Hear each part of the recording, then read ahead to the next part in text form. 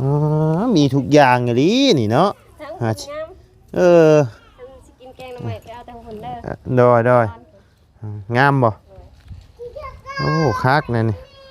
จักมือก่อนสิมากินแกงหน่อไม้นํมากินอยู่พี่แล้วบัดนี้มันพักมันครบบ่เด้โถูกเพิ่นเชียร์หญ้าลงมากองไว้นี้นี่น้องอันกำลังงามผักบวกมีก๊กนึงอีหยังคือผักบวกนี่สักนี่ใช่ตัวนี้ผักบวกมีก๊กนึงแดกเครือขนาดว่าสิตัดงามเนาะเอาไว้เด็ดยอดดวกบ่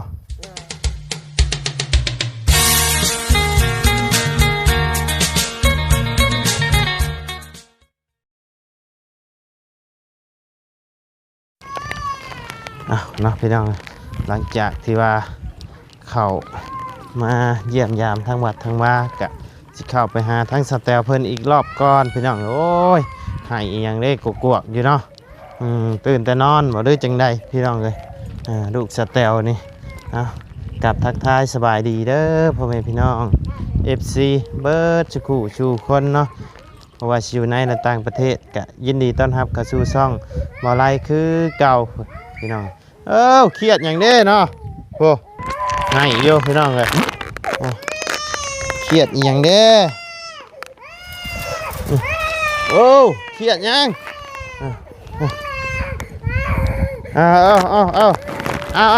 เอานี่เอาขนมนี่ไว้เอามาเอาขนมน้ำระบาวนี่ไว้เอาไว้เอาไว้เอาขนมไว้มิดเอานี่เอาไว้โอ้ยเช้าเม็ดโอ้บ่เอาเม็ดเอาขนมกินขนมเอาไประบาวชื่อขนมมาฝากเอาไปเอาแกะกินเด้ออย่าให้ให้ยังใหญ่เลยใหญ่เป็นบ้าวเลยแกะเป็นบ่เอาเก็บจับเอาหาไว้จับเอาขนมนะไว้เจ้าหาจิตื่นนอนบ่เพิ่นบ่สบายพี่น้องเอ้ยเจ็บตาอยู่ถึกแม่ให้บ่ฮะแม่ให้บ่โอ้ยแม่เจ้านี่เนาะให้เจ้าบ่แม่ตีบ่ เอาแม่ขนมหน่อยไว้มาเดี๋ยวดาบ่าวสิแกะให้ไว้เอามาสิมาสิแกะให้ไว้กินบ่ขนมเอามาสิแกะให้มาเอาไว้สิแกะให้เด้อ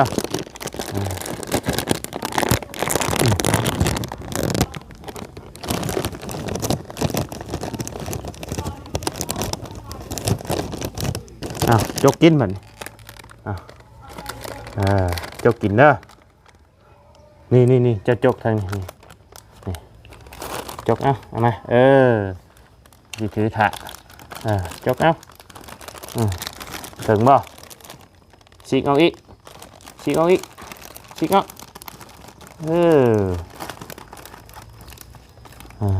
กินแซ่บบ่สบายดี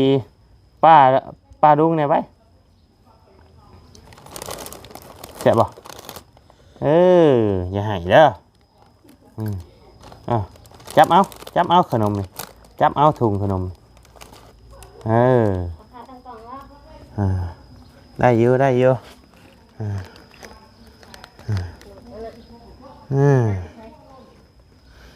เทน้ำใช่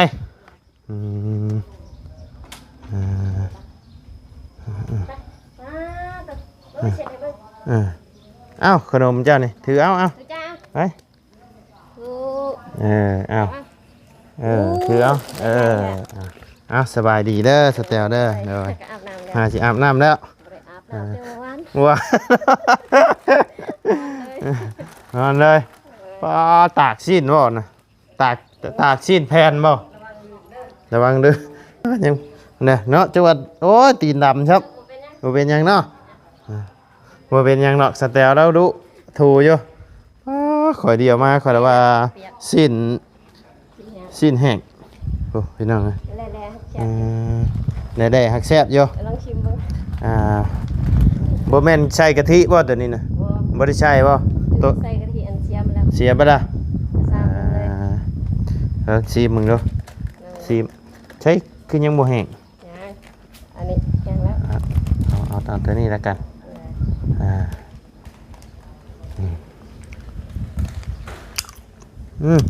แซ่บเปรี้ยวๆหวานๆ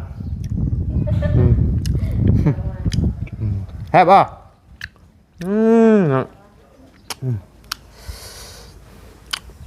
ให้ตื่นนอนบ่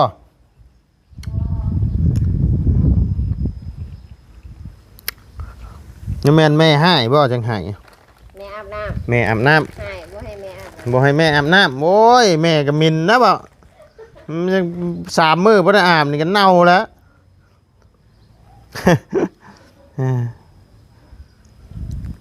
ย่านแต่แม่เจ้างามเนาะ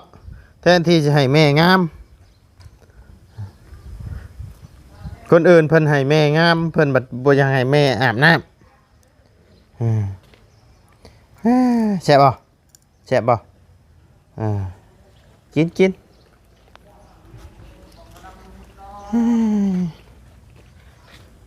ไปนั่งโต๊ะหูไปนั่งกินอยู่หูบิ้งใครแน่ละบ่เพิ่นเป็นไข่นะ ไปนี่แล้ว ใครแน่ละเนาะโอ้ไปคนละแน่นกว่ามาเสร็จแล้วมา มันค่อยละฮักบ่ล่ะขี่รถเมื่อคืนนี่ตกเจียบเลยบ่มีใส่เลยบาดนี่ เอาตัวนี้ไปใส่ก็ได้ เจ้าบ่ได้ใส่บ่ฮะใส่มันก็อ่อนนั่นนี่ค่อยยืมไปใส่กันเด้อยืมสเตลกันพี่น้อง ขมั่งเลยทั้งที่ว่าค่อยให้ตอนนั้นบ่นี่นะเอาให้มายืมไปใส่คืนพี่น้องเลยเมื่อคืนนี่ขี่รถแล้วมันตกรถเหยียบหักเลยใส่เหมือนกันอึบเนี่ยอึบล้างมือก่อนมั้งล้างมือกินขนมไปนั่งมือจุ่มรถแต่ละเช็ดเด้อส่วนหมักหมูเฮือนสเตลเดี๋ยวนี้เนาะเม็ดหมักเสรีใกล้จะได้กินแล้วเนาะบ่ได้ชะออนยังก่อนชะออนแต่พักอันนี้เดี๋ยวนี้ เอามาปลูกว่ะ ยาแล้วสีคอกินน้ำเจ้าแล้วกินเข้ามาเด็ดไปตามหมูหง แม่นเนาะ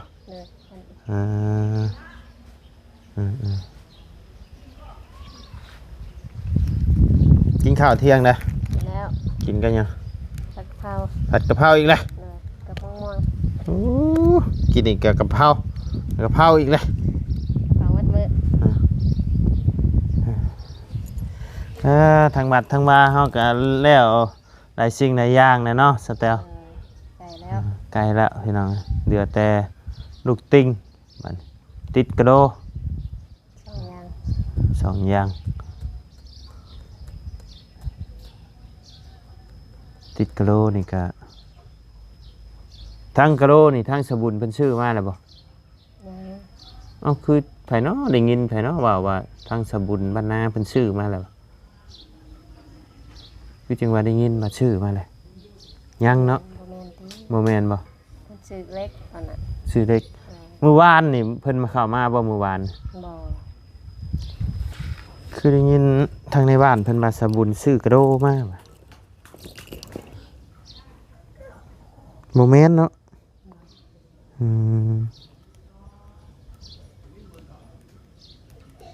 ยังบ่มีใครเข้ามาเนาะมื้อนี้เนาะมีแต่ว่าอะไรนะมีแต่ว่าอะไรในระหว่างรอลุงเฮิมพี่น้อง เฮ็ดยังน่ะฮะโอ้อืม ยังก็เป็นของเล่นวัด อืมโอ้อืม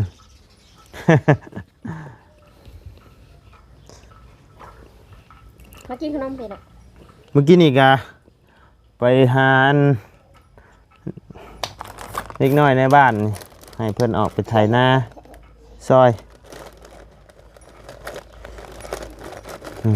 แซ่บบ่แซ่บบ่แซ่บบ่ขนมแซ่บบ่ฮะแซ่บบ่ เจ็บตา อืม เป็นไข่เป็นเพื่อนเลย เป็นไข่ตลอดเนาะเจ้าเนาะ ปกติลูกค้าเป็นตาแปด เออเจ้าพาไปใช้นะ ไปห้าหน่อไม้แต่วันนั้น เออ ยังโบราณอีกยังสิพาไป ยังสิไปอีก เพาะอยู่ พากับกันนะเพิ่นอยู่กับพาไปผากไว้อยู่เทียงก็ได้เพิ่นคือว่าได้เนาะ เพิ่นบ่อยู่ เพิ่นบ่อยู่กันคือผู้อื่นยังว่าผากอยู่นำได้ส่งเฮียนได้อยู่บ่เนี่ยนี่ปีหน้าไปเฮียนเด้อส่งเพิ่นเฮียนเด้อปีหน้าเด้อปีสิมานี่เด้อเปิดเทอมสิฮอดนี่ส่งเฮียนให้เฮียนแต่น้อยก็ดีคือกันคันเฮามีทุนมีหยังในส่งเฮียนอยู่แบบว่าเฮาไปฝากอีหยังแหละ อนุบาล สิดีกว่าเนี่ยนะ คันในเมืองมีบอนฝากหลายอยู่ อืม อยู่บ้านเฮายากเลย บ่มีแล้วอยู่บ้านนั้นชะโนูดงเห็นนี่มีบ่ คือบ่มี กันอยู่ชะโนูนี่มีอยู่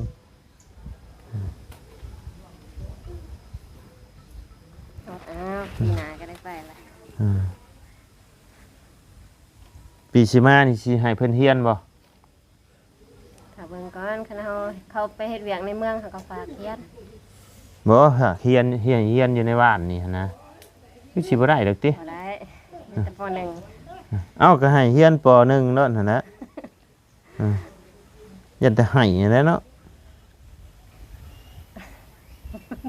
ต้องจะต้องพาเพิ่นแบบว่าไปแบบว่าไปเล่นกับหมู่กับครูแบบรุ่นราวคราวเดียวกันแหละส่งให้เพิ่นให้ไปเฮียนนํกันเฮียนพร้อมกันน่ะเพิ่นสิติดหมู่แล้วเพิ่นสิอยู่ได้คันสมมุติว่าอยู่ผู้เดียวอยู่แต่กับแม่นี่ไปส่งเฮียนนี่ยากได้สังสิอยู่ได้ซะแตวเอ้ย ต้องแบบว่าในบ้านนี่แบบว่ามีผู้ใดในที่ว่าเพิ่นไปเล่นน้ำเลือดใช่ บ่ค่อยได้ไป บ่ค่อยได้ไปอ่าต้องพาเพิ่นไปแบบว่าหม่องที่ว่าเพิ่นอยากไปเล่นอหยังไงพาเพิ่นไปทำความรู้จักกับหมู่กับครูแน่หั่นนะ ช่วงนี้เพิ่นบ่ไปซ้ํพาไปเล่นกับบ่เล่นบ่คือแต่ก่อน อืม เดี๋ยวนี้เพิ่นคิดฮอดเฮือนบ่จัก อืมจัง เนาะ ซี่นั่นแหละเพิ่นอยู่นำเฮือนเพิ่นเล่นเที่ยวเพิ่นเอาก็เฮ็ดเวียกนำบ้า อื น มอืมนั่นแหละมันขาดจิบส่งไปเฮียนปุ๊บปั๊บโลดนี่เจ้าสิได้ไปนั่งเผาพุ่นแหละอ้าวอีหลีพอดีเจ้าก็ไปเฮียนนำอีก เพิ่นเพิ่มอีก เรียนเพิ่มอีก เพราะว่ามันเพิ่นบ่เว้าง่ายๆก็คือเฮานี่ไปแบบมันบ่มีหมู่มีครูไปอยู่ก็โว้ว่าเวเด้คันมีคนที่เฮาฮู้จักนำแน่ก็โอเคอืมอืมกินข้าวเก่งอยู่บ่เดี๋ยวนี้ก็กินเก่งคือเก่าบ่ บ่เพิ่นมากินมาผัดกะเพราเพิ่นก็กินแต่มักถั่ว มากินหมกทั่วเนาะ เพิ่นบ่มา ปานนั้นเจ้าอยากตัดทิมเห็น แก้ไขได้นะ เลย ขึ้นช้อนตลอดเนาะ เลย คักอยู่ป้าต้นหัวอินไข่นี่ก็ลายเลย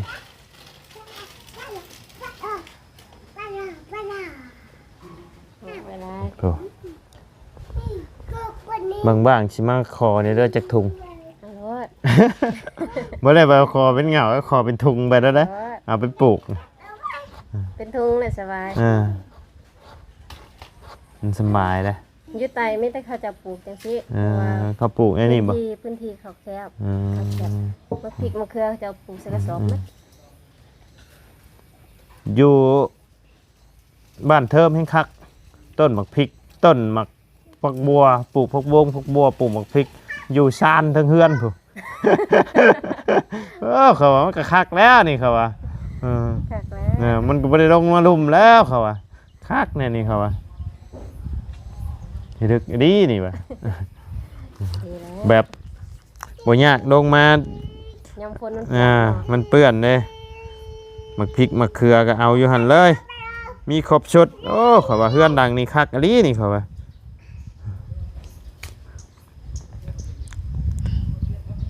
หมักเล่นก็อยู่หั่นวะหมักเล่นก็อยู่หั่นหมักเขือก็อยู่หั่น บันเทิมบ่ บ้านเทิม บ้านเชียวจังแหละบ้านเมียเชียวจ้ะ บ้านเมียเชียว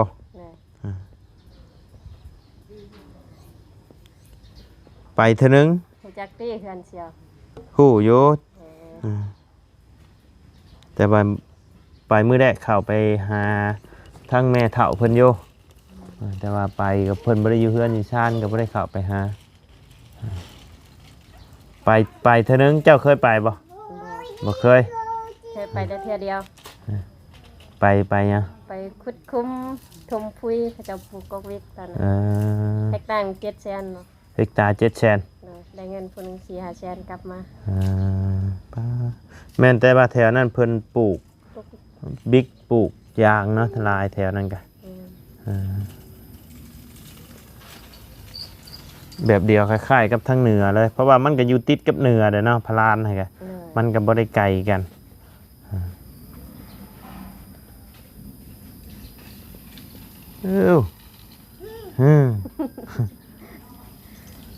แซ่บสงชัยบ่ถึกปากเพิ่นนะขนมนี่เนาะมันเผ็ดบ่บ่เพิ่นอิ่มแล้ว อิ่มนะ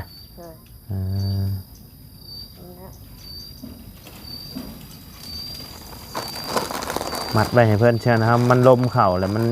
อันนั้นนะมันสิเหนียว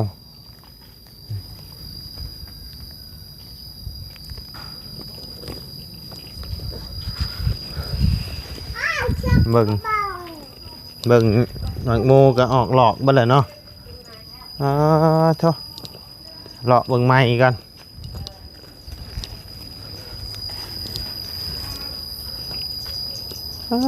ต้นหัวไข่เพิ่นหญ้าจนบ่ให้เกิดเนาะหญ้าเริ่มหญ้าแทบสิบ่มีเลยกะลกแล้วมื้อนี้อันนี้หมักหมักหมักแตงบ่ได้ปลูกว่าหมักแตงโอ้นี่แตกแล้วนี่สแตลแตกงอกอะไรหมักอันนี้เจ้านี่ในหมักม่วงเจ้านี่แมงอันนี้มาพ่อนี่เบิดดอดใบมะเขือเจ้านี่แมงพะคมนี่เต็มหมดเลยจังหน่อยเหี่ยนบ่ได้สแตลเอ้ยนี่นะเหี่ยนเบิดแล้วนี่โอ้เทพื้นอยู่กับบัวอยู่เนาะ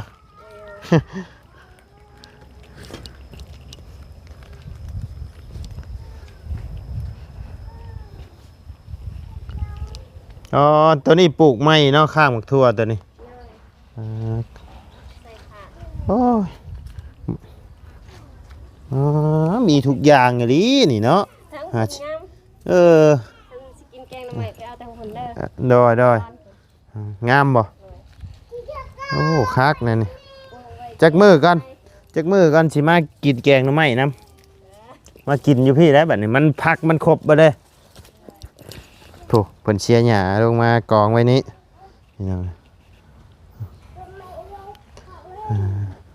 โอ้คักจะแตวนี่แทบสิบ่ได้ซื้อหยังเลยได้นี่เนาะซีนก็เดือนละเทื่อซีนก็คือสิได้รายเดือนเป็นเดือนพุ่นจักที่ชื่อมาให้หั่นกะยังบ่เคิงใช้อันพักอันนั้นจะเอายังใช้คือหมอกแท้เอาขี้เท้าใช้บ่ให้แมงนี่กัดนี่บ่มันแก้ได้บ่ได้อยู่ให้มันนี่นี่แหละแบตสูตรมั่วๆบ่นี่นะฮะเอาบ่ได้ใส่ปุ๋ยสูตรมั่วก็เดียวว่าเคยเฮ็ดมาก่อนยังบ่เคยเนาะเคยอยู่แต่ก่อนก็จังซี่แหละเฮาบ่เน้นคุยอันกำลังงามผักบวก อีกก๊กหนึง อีหยังคือผักบวก นี่ฟักใส่นี่มัน ใช่ ตัวนี้ ผักบวก อีกก๊กหนึงแดกเครือขนาดว่าสิตัด งามเนาะ ได้ให้มันขึ้นนี้ เอาไว้เด็ดยอดดวกบ่ เลย อ่า ลวกแซ่บ เชฟคือกัน น้ำปุ่น ติดคิวเนาะ กล้วยเป็นดอกแล้วเด้อ เป็นหลอกละออกหลอกละพี่น้องเอ้ย เอาอันนั้นก็ออกแล้ว ของข่อยได้ นั่นแหละ ตัวนี้นะของข่อยเนาะ เลย ของไผตัวนี้ ของมาบุญ โอ้น้อยกว่าหมู่เพิ่นบาทนี่ เจ้าของคนมาเบิ่ง ฮะ หน่อยก็หมู แล้วของข่อยก็ออกคือกันนี่ เอาละวะ กระดังตุ่มออกนี่โอ้บ่เราก็บ่ได้ยอมได้ดอกอะ ใหญ่จ้า คนได้บักใหญ่ติ เลย สุดท้ายน้อยกว่าหมู่ คนน้อยๆตัวใหญ่ อันนั้นนะคนน้อยๆหักปลูกใหญ่ เผาใหญ่เผากินเนาะ น้อยเฮ้ย กกอันนี้ติดง่ายนะกกมีดอกแล้ว ใช่ กกอันนั้นแล้ว อันนี้บ่ เลยตัวอะไรมัน แม่นติดง่ายนี่นะตกแรกนี่ก็ขุดต้มกินแล้วนั่น ดีละเอาไปขาย เจ้าต้องขยายออกไปอีก กัน เป็นง่ายเนาะ การสิขายขยายออกอีก นี่พังทั้งนี้ อันนี้น้ำท่วม น้ำท่วมบ่ตกไม่ท่วมมัดหักบกไว้อยู่ บ่เป็นหยังมันไหลมันระบายไว้อยู่ในเฮือนข่อยแห้งท่วมแล้วเอือดเลย มันก็ยังเป็นคือเก่า อันนี้มันบก ได้อยู่เอาโอเคเสด็จสแตลเดอร์ทั้งข่อยก็สิได้เดินทางขึ้นเหนือก่อนจัก2-3 มื้อจังสิกลับมาใหม่อยู่กับแม่2 คนคือเก่าเนาะเจ้าเนาะ คือเก่า ดื้อคือเก่ามีแต่ให้กับให้การพิดใจเลยเอาโอเคเสด็จสแตลเดอร์สบายดีเด้อเนาะสบายดีเด้อทุจ้าไว้ เอออะไรครับ มาอีหยังอันนี้นะโอ้ยอย่ามาแต่ใช้อันนี้นะเฮ้ออีหยังเจ้าแต่ฮะโอ้คือกันโอ้ยแต่แม่อยู่นะมันยังบ่ฮู้เนาะเอ้าชงคืน ให้เอื่อยว่า นี่เด้อเอาป้าไว้นี่เด้อ บ๊ายบาย บ๊ายบายเออเยี่ยมเร็ว เยี่ยมเอิ้ง เยี่ยมนั่นแหละเยี่ยม ยกโปะยกโปะ ยุกโป๊ะ ยกโปะเอิ้ง ไว้ยุกโป๊ะ ยกโปะ เยี่ยม เด้ ไหนว้ายเนาะ แล้วจ้อยเอาเนาะพี่น้องเลยเอาโอเคเนาะพ่อแม่พี่น้องสำหรับคลิปนี้ทางบ่ได้กะสิเมื่อพับเฉพงเฉพาะเตรียมขึ้นเนื้อก้อนพี่น้องจัก2-3 มื้อเนาะจังสิได้หวนตาวกลับคืนคือเก่าเนาะพี่น้องเลยขึ้นเก็บเบียกเก็บงานอยู่ทางเหนือก้อนพี่น้องเลยโอเคสำหรับคลิปนี้ทางบ่ได้ก็สิได้ขอจบคลิปลงไปเพียงสำนี้เด้อพี่น้องเด้อขอบบุญขอบคุณพ่อแม่พี่น้องและ FC เบิร์ดสุขุสุคนเนาะที่เข้ามาติดตามและรับชมทั้งซ่องบ่ไล่เนาะสำหรับคลิปนี้ก็ล่ำลาเด้อพี่น้องเด้อสำบายดีไป